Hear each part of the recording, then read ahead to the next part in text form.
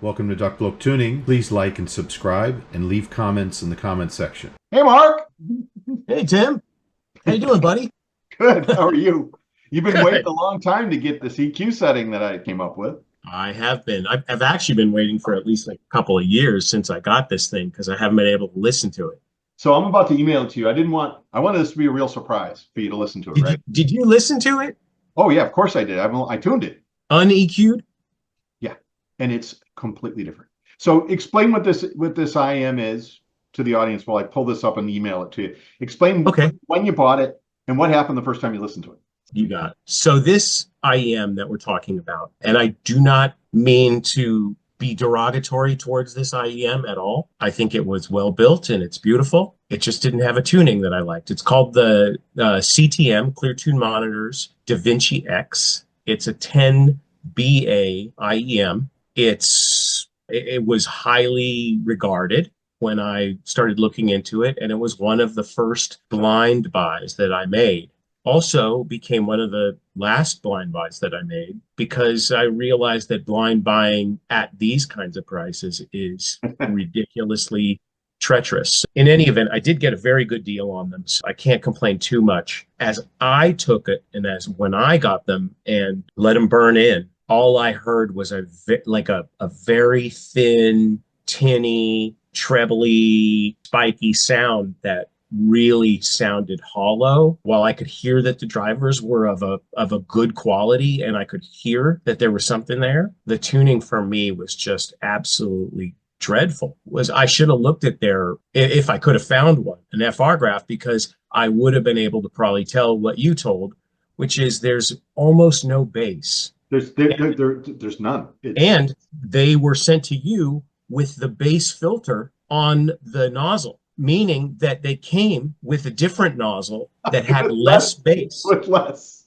It had less. Okay. So I gave you the version with the bass nozzles on it, and Yeah. still, It I mean, the more bass like is a flat. headphone graph with no bass Yeah. or a really bad TWS. I had read that these were a very good example of a reference tuning. Yeah. And that if you wanted to understand what a reference tuning sounded like, this is what it sounded like. Well, when I got it, I realized if this is what reference tuning sounds like, I don't like reference. I'd go more towards the Harman and the, more popular patterns these days. Because if this is what reference sounds like, count me out. If you wanted to isolate female vocals, this is the perfect set for that. Not even male vocals. If you wanted to isolate female vocals, this is a set that could do that. And I know Right. that this company does that sort of thing. They build custom IEMs as well, right? They don't not only do universals, they do customs and they do it for musicians. That's, I think, their primary business, Yeah. frankly, because they're really not that active in the hobby as I see it. I don't see them jockeying to compete with the likes of anybody that, we regularly deal with. And it could be that this type of tuning, in fact, is better for somebody in a studio because it's got like no coloring to it whatsoever, it seems like. Yeah. So let me put up the graph. So let me pull up the graph on this, and I'm about to hit send. Ready? I know Yep. you've been waiting, right? And Yep, I'm I've waiting. been setting up a time to do this video with I you. hope you didn't send me too many. There it is. There, it's just one. Okay. Oh, You only good. need one. Nice and easy for You me. only need the best one, right? Yep, that's all I want. I just got an email from Tim just now. What he sent me was the tuning that I'm going to now download from Gmail, which I've now done. Okay. I'm going to go out of Gmail now. I'm going to go into PowerAmp. You load that up, and I'm going to share my screen with the audience here. There we go. Can you see the screen?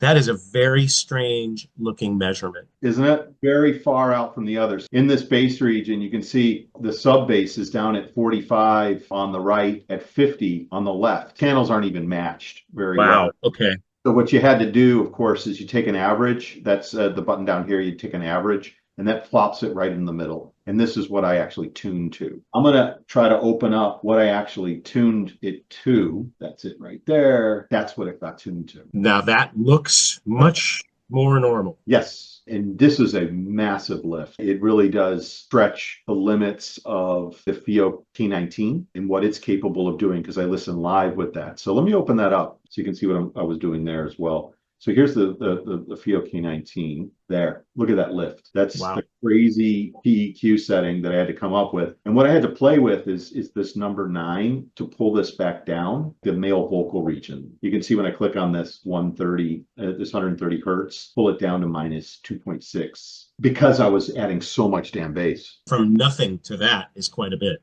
Yeah. It'll be interesting to see how it actually handles it. The number 2 setting is adding 11.6 dB of bass, 23 hertz. The number 4 setting is adding another 12 dB. And the Q value is actually creating width. And I'll show you live here. Q value is set at 0.5. The lower the number, the wider the impact within a PEQ. You can see what happens. It narrows it as soon as I raise that value up. So to get a broader range in that PEQ setting, that needs to be set about as low as you can go. You've got it now, right? I do. So I'm going to turn off my screen. I want you to play it the way it's normally set. I've got it right now so that it's ready when I turn on. In Power Amp, when you start playing without engaging the EQ, it just plays based on the stock tuning. When you go into the EQ screen, activate the EQ, you actually have to hit this EQU button on there. So I'll play for a few. You tell me what to do, but I'll play it like that. And then when you tell me, I'll hit the EQ button, which will turn on the EQ. Yeah, that's what I want. That's what I want you to do.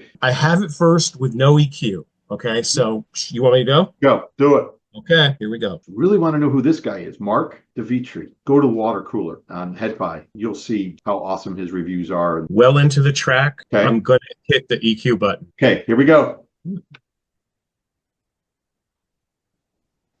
Whoa. Oh my God. Whoa, there's the bass. I feel like I'm eating a dish, at some good restaurant in Thailand, and oh, that's so good. Huge, ginormous change. It's a completely different sounding IEM. For CTM's benefit, guys, you should talk to Tim, and next time you release something for consumers, do this. Do this. Do this. Exactly. This works. I think that's a 10 BA set. It is a 10 BA set. It, coming from a company, by the way, the retail price on it was $2,400. So it was like one of those, high-end BAs, all BA sets with, 10 BAs in it. That just transformed it. That just shows the power of that PEQ that you have perfected. Yep. As long as the drivers can handle it, right? They've got a crossover inside that IEM. It's probably a 3 or a 4-way crossover. They've got some larger BAs in there that are there to deliver lower frequency response. They just haven't tuned it to do that. Exactly, because when the first thing that hit me, of course, when you're listening with the new EQ, is the presence of that bass. When you feel the rumble, like I just did, the IEM had no rumble whatsoever before. Not even for very bass heavy tracks did it have any rumble. Somehow it just attained a level that could make me wonder if there's a DD in there. Usually all BA sets, I'm not a fan. No, me neither. I am not a fan of all BA sets. I have 2 of them. This one has sat and gathered dust for a couple of years. The other one's been gathering dust for a while too, but it's much better tuned. I don't know if it's $2,400 fixed, but at least you're going to be able to listen to it and enjoy it. 100%. It is truly like getting a gift that, you already had. It's funny because I'm actually sitting here right now testing and demoing another 10 BA set from Night Oblivion. It's got a very unusual name, and I'm not sure how to say it. I don't think it's Butt Taster, but I think it's Butaster. But I can't help myself. If you give me that. It's Chi-Fi, right? It is. Yeah, okay. It is. It's got a nice tuning. I'm going to be sending it to you soon. Sure. But it's an all BA set, and all BA sets to me generally just decay too quickly, and they don't get that full feeling of bass. They punch hard, but they decay so fast that there's no sensation of the real bass. That DDs are so good at that, but BAs properly tuned, especially when you add BCD into it, start to sound more natural and real. Yep. So you got this one going. You did it.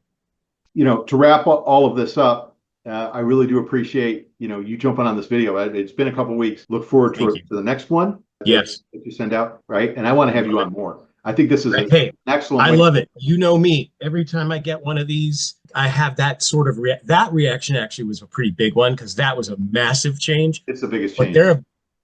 there have been some things where you sent them to me. I hit the thing, and you can just see me go, "Whoa! Wow, where did that come from?" Yeah, I'm a bit of a bass head. Sorry. So am I. It's all copacetic for us. Yeah, it's all good. It's all good. All right. Oh, by the way, so and I've been blurred this whole time. This is where it all happens. So everyone usually sees the screen, all the stuff in front of me, but there's Right. things like microscopes, and I actually do use this sometimes to like measure pin separation on the IEMs and things like that. And I was working on the cable thing using the oscilloscope to see what the difference is in cables. Still working on that piece. That's Going to be great. Yeah. That's going to be fantastic. There is a difference. Mark, have a great weekend. Thanks for joining the channel. Thanks for contributing. MDV out, DucBloke out, right? EMDEEVEE out. Thanks, buddy. All right. Talk to you soon. Thank you for visiting DucBloke Tuning and finding the sweet spot. Your comments are very much appreciated. I'll try to respond as quickly as possible.